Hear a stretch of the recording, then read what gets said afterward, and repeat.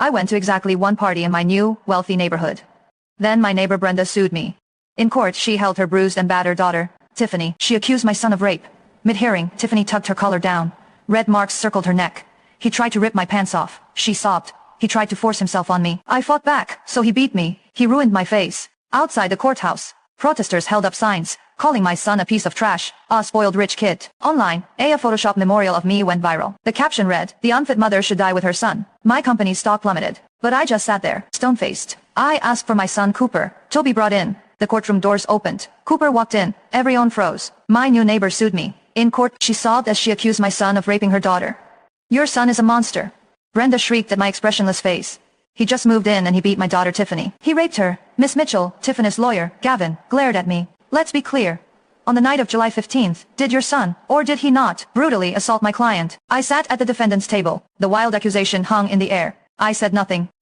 Outside, protesters chanted, "Justice for Tiffany." Camera flashes pulsed through the windows like lightning. "I do not," I said, my voice cold.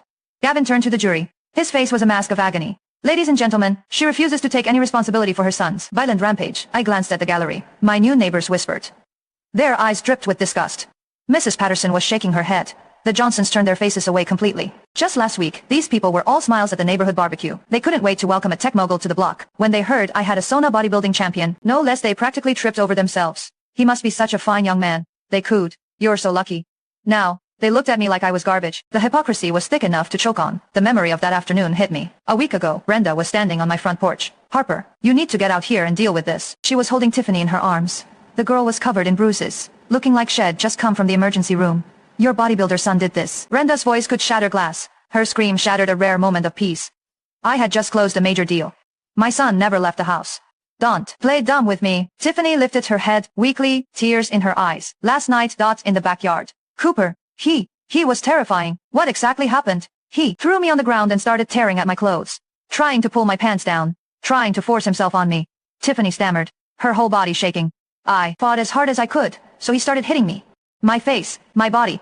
Brenda cut in. "5 million. Settle this privately. Or we go to court and show the whole world what kind of monster you raised." I watched their little show. I felt nothing. "I refuse." "What?" Brenda clearly hadn't expected that. I said, "I refuse. If you want money, I'll see you in court." I shut the door in their faces. Thinking back, I knew ID made the right choice. "Your Honor," Gavin said, opening a file. "I would like to present the court with photos of Miss Tiffany's injuries." A picture of Tiffany appeared on the large screen. She was wearing a neck brace. Her right arm was in a cast. There were clear scrapes on her face. The jury gasped. "What do these injuries tell us?" Gavin pointed at the screen. "They tell us how terrifying the attacker's strength